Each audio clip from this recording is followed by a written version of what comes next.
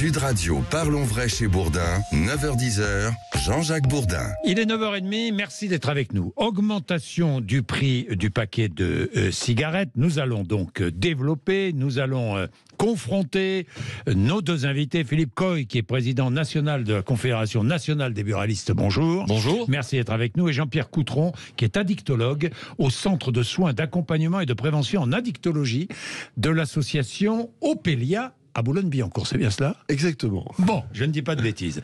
Vous savez ce que nous allons faire ? Nous allons écouter des réactions dans la rue avec l'augmentation du prix du tabac. D'abord, celle d'André. Vous savez, quand vous êtes accro à la cigarette, bon ben voilà, si vous n'avez pas ça, vous tombez dans un stress pas possible. Maintenant, au quotidien, tous les jours, on voit des paquets qui vont la couleur, c'est des cigarettes de contrebande. Les gens vont se rabattre là-dessus.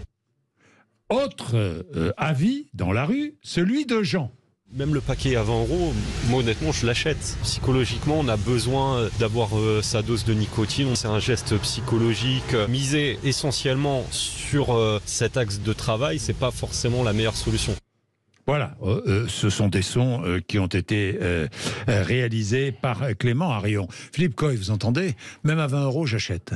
Mais bien évidemment, ça fait des années qu'on le dit. Vous savez, oui. Ça fait 23 ans que je suis buraliste dans les Pyrénées-Atlantiques à la frontière espagnole. 23 ans que mes devoirs de rentrée sont les mêmes. Au mois de septembre arrive ce sujet de l'augmentation du prix du tabac. Et je crois qu'aujourd'hui, le témoignage que vous venez de dire par les auditeurs, ça veut dire stop, ça ne fonctionne pas. 23 ans qu'on a la même recette, 23 ans, un constat.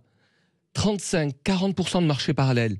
J'étais il y a quelques jours à la frontière espagnole chez moi. Je vous invite, et j'invite ceux qui ont l'idée de mettre un paquet à 15 € à venir à Dancharia, à Béobi, à la Jonquère, pour voir si les effets du prix a eu une baisse sur la consommation. J'ai le regret de dire non. Malheureusement, non. La seule chose qui a été observée, c'est la baisse des volumes des achats légaux en France. Et le pire du pire, c'est que 23 ans après ces méthodes de matraquage fiscal, nous avons créé un marché parallèle, un marché noir, un marché du banditisme qui, dans toutes les villes de France aujourd'hui, distribue ce produit qui est bien évidemment issu de la contrefaçon. Alors, et qui met à mal bien évidemment les recettes fiscales. Parce que ce que l'on nous dit depuis les années, j'augmente pour la santé publique. Il faut savoir que depuis le début de l'année, Monsieur Bourdin, les recettes fiscales sont en baisse sur le marché du tabac parce que les volumes sont eux-mêmes en baisse. Donc, les volumes de vente. Les volumes de vente français, oui. Pas de consommation, sont en baisse. Donc, je dis stop. Ça suffit aujourd'hui. Nous ne pouvons plus supporter de nouvelles hausses sur le prix du tabac. Ce n'est pas une Nous solution. sommes le plus élevé d'Europe. Alors, d'après vos informations, le prix du paquet va passer à combien ? Alors d'abord, je rassure tout le monde. Il y a beaucoup de polémiques depuis hier, beaucoup de débats. Ce sont des bruits de couloir. Il n'y a pas pour le moment dans les textes, puisque le projet de loi de finances de la sécurité sociale n'est pas encore arrivé à l'Assemblée nationale. Mais légitimement, on sait qu'au mois de septembre, ce dossier arrive et que dans les recettes de Bercy, on sait toujours remettre des taxes. Je m'aperçois que, vous l'avez dit il y a quelques instants à l'antenne, la première ministre, le 23 août, a dit pas de hausse d'impôt. Elle l'a redit hier. Vous l'avez dit, une taxe, c'est un impôt. Oui. Et je trouve très curieux qu'elle ait immédiatement, quand on a parlé de la fiscalité sur l'alcool et les spiritueux, elle a dit hors de question, ce n'est pas le débat. Donc je dis, bien évidemment, c'est que... Je n'ai pas entendu ça concernant le tabac. Madame la Première ministre, elle a dit le 23 pour l'alcool et les spiritueux, mais pas pour le tabac. Oui. Je suis étonné, à moins qu'elle ait pris la même décision en se disant, si j'augmente les taxes sur l'alcool et les spiritueux, je vais créer un marché parallèle, parce que j'ai l'expérience du tabac. Donc j'imagine que dans son professionnalisme, elle aura la même attitude. Bon, nous verrons. Je vais recevoir aussi bientôt le ministre de la Santé. Dites-moi, Jean-Pierre Coutron, augmenter le prix du paquet de cigarettes, c'est une mauvaise idée, hein ? C'est une bonne idée, mais c'est pas la solution universelle à tous les problèmes posés. C'est une bonne idée, pourquoi ? C'est une bonne idée, pourquoi ? Alors, on en a déjà parlé avec Philippe Coy. C'est une bonne idée, et ça n'est pas contradictoire avec les témoignages que vous avez eus. C'est une bonne idée parce que ça vise les futurs fumeurs. C'est-à-dire que une partie de cette logique-là a aussi le fait de dénormaliser l'entrée dans le tabagisme et d'arrêter. J'ai une génération où le tabac était pas cher, où il était vendu partout. 4 euros. À des prix. 4 euros 0,8 il y a 10 ans, un paquet de cigarettes. Voilà. Et vous voyez, 10 ans pour moi, c'est loin. Oui. Il y a loin. Donc j'ai connu le tabac pas cher du tout. Oui. Je l'ai connu porté par la publicité comme un produit de consommation courante. Moi aussi. Et je n'avais pas, étant simple citoyen, n'étant pas dans les cabinets ou dans les laboratoires de recherche, je n'avais pas l'information sur la dangerosité, notamment par rapport au cancer, de ce produit. Aujourd'hui, on a beaucoup progressé sur la connaissance des risques pour la santé du tabac, et donc le choix de ne plus faire de ce produit un produit de consommation courante, donc de le rendre cher, banal, participe, de le rendre cher. Voilà, une des choses qui participe de ça, c'est de le mettre à un prix qu'il dit que c'est pas n'importe quoi. Oui, mais c'est supprimer, comme le disent certains, je vous coupe, c'est supprimer l'un des derniers plaisirs des populations les plus modestes. J'ai entendu ça dans la bouche de beaucoup de politiques, de tous bords d'ailleurs. Eh bien là, c'est une vraie discussion qu'il faudrait pouvoir avoir et qu'on commence à avoir avec des interlocuteurs comme Philippe Coy, parce que c'est vrai que ce qui rend insupportable un certain nombre de mesures de santé publique qui sont pourtant bonnes, c'est qu'elles viennent percuter le mode de vie des personnes. Et je suis comme tout le monde. Quand on vient déranger mon mode de vie, c'est un concept flou, le mode de vie, mais c'est un concept qui parle à chacun d'entre nous. On aime manger telle chose, on aime être à tel endroit, on aime vivre comme ça. Alors la difficulté, c'est pour ceux dont c'est pas encore le mode de vie, il faut leur fermer la porte. Pour ceux qui sont encore là-dedans, il faut leur permettre de sortir tranquillement, de trouver des alternatives, de ne pas être bousculés, y compris ceux qui sont dedans, du côté du vendeur, les buralistes, comme du côté de l'acheteur, le fumeur. Et alors, là que je vous repose la question et Philippe Coy va vous répondre. Dites-moi, Jean-Pierre Coutron, en quoi augmenter le prix? Vous me dites, si on augmente le prix, ça dissuade les premiers fumeurs. Ouais. C'est ça. Et ça, c'est vérifié. Ça, c'est vérifié. C'est-à-dire que, pour le coup, il y a un certain nombre de travaux documentés. Le fait d'avoir interdit la publicité, le fait de monter le prix, le fait de fermer un certain nombre de portes. Par exemple, en Australie, où le prix du paquet de cigarettes est très, très, très élevé, ça coûte très, très cher un paquet de cigarettes en Australie, ça a dissuadé de nombreux fumeurs. Dans beaucoup de pays. Nouveaux fumeurs. Oui, dans beaucoup de pays.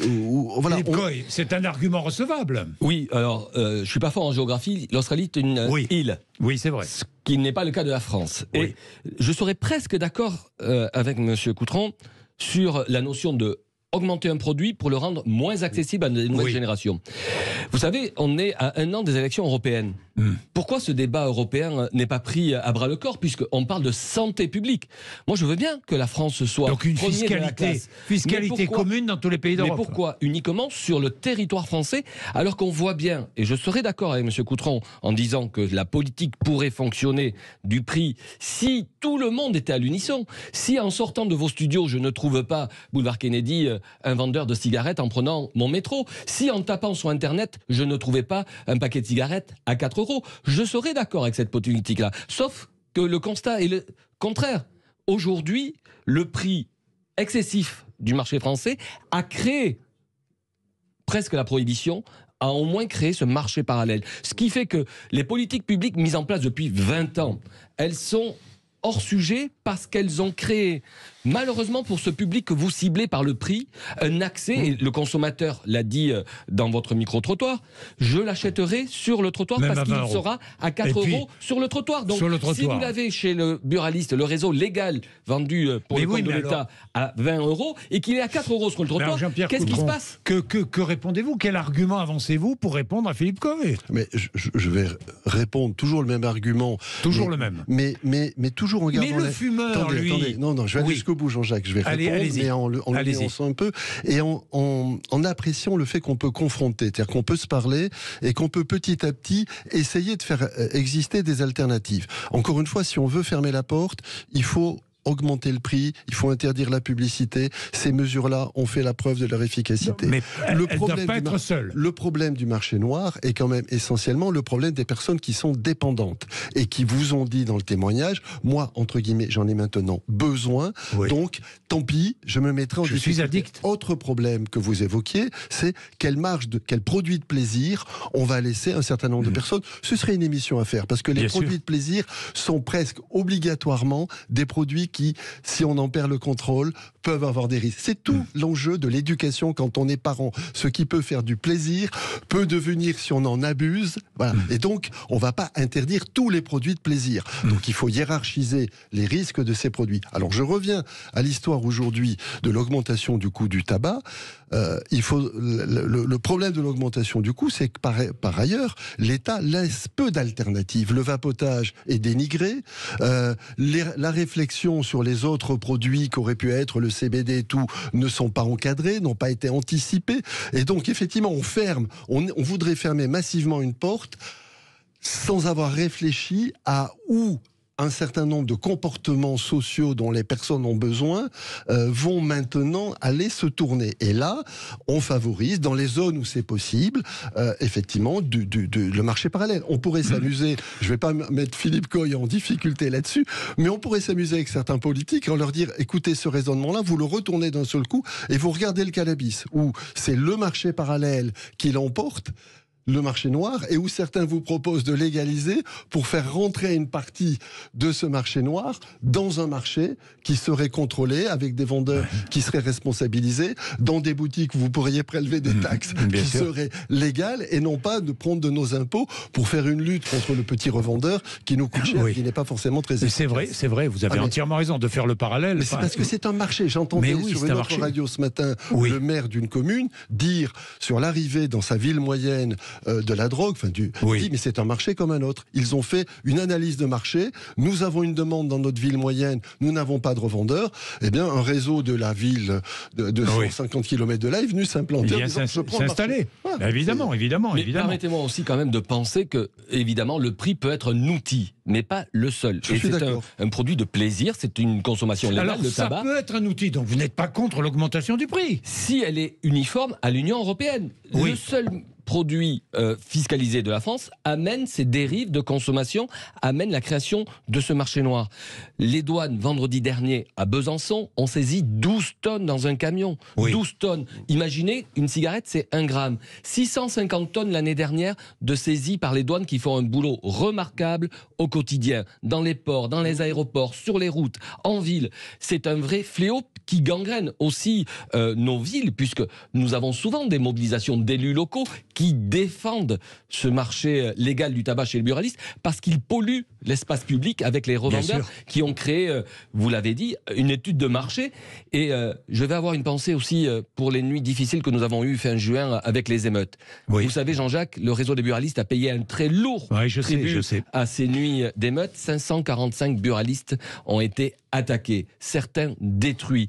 Et excusez-moi de dire que peut-être derrière ces actes organisés pour certains, il y avait une volonté de bandes mafieuses de déstabiliser notre réseau pour s'emparer de certains territoires afin de distribuer un produit de contrefaçon. C'est-à-dire que s'il n'y a plus de services rendus aux populations, ils occuperont l'espace, comme c'est le cas aujourd'hui pour le stupéfiant. Donc le prix, c'est aussi cette dérive-là. Bien, il est 9h43. Petite pause, nous allons prendre Renaud, qui est à Rodez, dans l'Aveyron, qui voulait intervenir. Et nous allons terminer avec les arguments des uns et des autres. Le tabac, c'est une drogue, le tabac? Le tabac est un produit à addiction. Est-ce que c'est une drogue? Ce n'est pas une drogue. Tout produit consommé par habitude est une drogue. Quel que soit. Par addiction, c'est une drogue. Vous mangez des confiseries tous les jours, on peut être à la drogue de la confiserie. Donc ce n'est pas une drogue, c'est un produit à consommation responsable. Si on est addict, c'est une drogue. Puisque, en plus, ça cause la mort de 66 000 Français. Mais écoutez, chaque année. Il en est de même donc, avec l'alcool et avec bon nombre de produits. Je suis d'accord.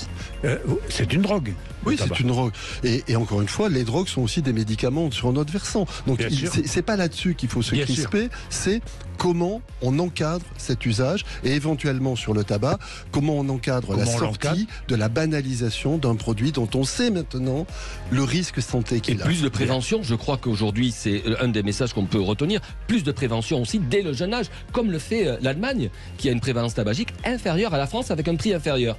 Bon, il est 10h moins le quart. À tout de suite. Sud Radio, parlons vrai chez Bourdin, 9h-10h, Jean-Jacques Bourdin. Il est 9h48, très vite. Renaud, qui est à Rodez, dans l'Aveyron. Bonjour Renaud. Bonjour Jean-Jacques, bonjour Sud Radio, bonjour tout le monde. Vous achetez vos cigarettes en Espagne, de Rodez, Renaud? Alors écoutez, moi c'est simple. Le paquet de roulés, moi je l'achète en France. Il me coûte en moyenne 6 €.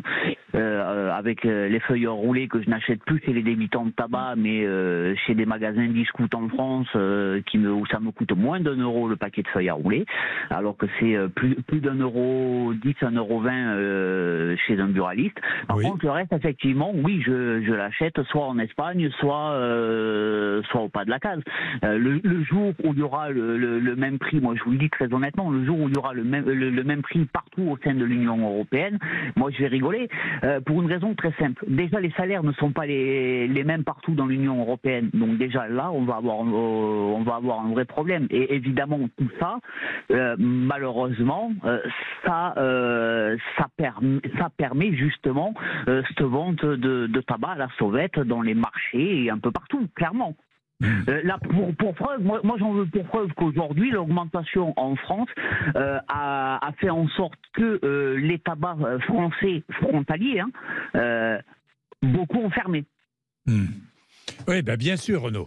Alors, je regardais, budget mensuel moyen d'un fumeur en France, 207 € par mois. Moyen, Il y a des fumeurs qui dépensent beaucoup plus. Tout à fait, Jean-Jacques. Et quand un prix du paquet de cigarettes aujourd'hui est aux alentours de 11 €, forcément, ça grève le budget. Et à un moment où on parle d'inflation, de produits de consommation, qui est le tabac, pour rester dans un plaisir pour celui qui le consomme, c'est un vrai budget. Je me rappelle, il y a quelques années, dans des manifestations que nous tenions en frontière, je disais à un ministre du Commerce, monsieur Dutreil à l'époque, vous savez, je n'en veux pas forcément à mes clients, parce qu'à l'époque, il n'y avait pas tout ce marché noir, on allait à la Benta des frontières espagnoles. Je n'en veux pas à mon client qui a envie de manger un steak à la fin du mois et qui fait un arbitrage entre acheter un produit en France cher et un produit moins cher ailleurs en Europe, s'il veut avoir une fin de mois correcte. Donc c'est pas forcément le consommateur aujourd'hui, et j'entends les économies de votre auditeur sur les produits qu'il a besoin pour consommer du tabac. Mais il est aujourd'hui nécessaire de reconnaître que nous ne jouons pas tous au même pied d'égalité, et que, bien évidemment, aller acheter à l'étranger, c'est aussi priver les recettes fiscales françaises et les soins français. Parce que c'est bien beau d'aller acheter 20 à 26 milliards d'euros par an la sécurité sociale, le tabagisme. Oui, alors les chiffres, je ne vais pas les commenter, mais c'est aujourd'hui plus de 18 milliards de recettes fiscales, le tabac. Donc c'est quand même aujourd'hui également un revenu non négligeable pour l'État, et je rappelle que depuis maintenant plusieurs mois, ce recul est notable en termes de recettes fiscales. Les hausses ne font plus recettes et amènent nos consommateurs à d'autres marchés illégaux. Mais Philippe Cotteron. Alors, moi, je vais répondre sur un plan santé. C'est-à-dire qu'effectivement, le tabac, aujourd'hui, quand même, il nous coûte plus cher qu'il ne nous rapporte. Il nous coûte plus cher parce que le cancer, c'est de plus en plus coûteux de le soigner. Voilà. Les techniques médicales. Voilà. Et donc, là-dessus, deuxième élément, c'est au niveau du plaisir. Le plaisir du tabac, c'est quand même un plaisir relatif, et c'est un produit qui a été beaucoup inventé par une industrie. Je ne parle pas des buralistes, mais par une grande industrie tabagique derrière, qui a vraiment les mains très sales. Qui a rendu les fumeurs, les citoyens addicts. Évidemment. Et donc, il faut partager ensemble, en tout cas c'est mon point de vue d'acteur de santé, le fait que ce produit est amené à disparaître. Peut-être pas complètement, mais de plus en plus, et qu'il faut réfléchir... Ce produit, et qu'il faut réfléchir à ne pas mettre en souffrance les acteurs qui sont concernés aujourd'hui, qui sont ceux qui sont devenus dépendants, et ceux qui le distribuent, pour un certain nombre d'entre eux, encore avec beaucoup de bonne foi, et qui sont en situation, eux aussi, de voir des choses difficiles, ce que vous évoquiez. Donc, je crois là-dessus qu'il faut avoir l'intérêt, c'est un peu l'intérêt du débat que vous organisez, que chacun ait le droit d'avoir son raisonnement. Il y a un raisonnement santé publique, il y a un raisonnement économique, il y a un raisonnement plaisir, qu'est-ce qui fait qu'on est ensemble et tout, et il faudrait qu'on arrive à les agencer. Le reproche que je ferai aujourd'hui, c'est qu'on est crispé sur cette politique du prix. Encore une fois, cette politique du prix est nécessaire, mais si on la fait toute seule, elle n'est pas suffisante, et en plus, elle produit presque des effets secondaires négatifs de crispation chez les uns, de négativisme chez les autres, de déplacement vers le marché parallèle. Une petite provocation à 3 francs 6 sous, pour revenir à des vieux francs et à des vieux sous. Sur une autre drogue, c'est le consommateur le coupable. Que nous dit le ministre de l'Intérieur qui veut être candidat à la présidence de la République concernant les points de deal et le cannabis? Il faut taper sur l'usager. Il faut taper sur le consommateur. Mais on ne dit pas ça pour le fumeur. Par voie législative, le consommateur qui achète du tabac illégal sur la voie publique est passé d'une amende de deuxième catégorie à 135 €. C'est une des mobilisations en 2019 de la Confédération qui a été votée par le Parlement. Moi, ce que je note, c'est que, bien évidemment, le sujet du tabac n'est pas un sujet toujours porteur en termes de santé publique. Et je suis buraliste. Je suis avant tout un commerçant d'utilité locale. 23 ans que je suis entrepreneur. Nous sommes 23 300 en France, Monsieur Bourdin, dont plus de 40% exercent dans des communes de moins de 3 500 habitants. Nous sommes un lien social. Nous ne sommes pas contre le dialogue. Et vous le savez, Monsieur Coutron, je suis plutôt favorable à avoir des rencontres avec tous les professionnels de santé, avec le ministre de la Santé, parce que ça fait des années que ce dogme oppose le buraliste, le consommateur, la santé publique, sans amener la vraie solution. Prenons le taureau par les cornes, si je peux dire ainsi. Travaillons de concertation autour d'une table sur la prévention. Le prix peut être un outil s'il est uniforme en Europe. La prévention est un des moyens. Moi, je regarde ce qui se passe en Allemagne. J'y serai d'ailleurs dans 15 jours au Salon international pour parler avec mes collègues européens de ce qui fonctionne. Alors qu'en France, c'est la répression fiscale et le matraquage fiscal qui est utilisé avec pas les bons résultats. La nicotine. Oui, vous dites la fin du tabac. Je n'y crois pas un instant. Le tabac est un produit qui se vendra partout et encore dans le réseau légal. Les plus dures politiques qui ont été menées partout dans le monde n'ont pas réussi à l'anéantir. Par contre, on peut réduire la nocivité de la consommation du tabac par la combustion, par des nouvelles substances que sont les tabacs chauffés, le vapotage, les sachets de nicotine, pour rendre cette notion plaisir de la nicotine moins dangereuse pour la santé publique. Notion différente. Et là, il doit y avoir un travail de concertation et d'accompagnement collectif. Merci à tous les deux d'être venus nous voir ce matin pour débattre, c'est très intéressant. La solution, nous ne l'avons pas encore trouvée, mais nous avançons dans la réflexion. Nous avons des pistes. Et encore une fois, nous interrogerons le ministre de la Santé là-dessus. Merci messieurs, merci de nous avoir accompagnés ce matin. Merci à Sud Radio. 8h30 dans Parlons Vrai chez Bourdin. Tout de suite, après les infos, Sud Radio Média, Valérie Expert et Gilles Gansman reçoivent Carole Gassler, qui est ma consoeur de France 2, qui vient présenter sa nouvelle émission sur les Jeux Olympiques 2024. 9h56, Sud Radio, merci.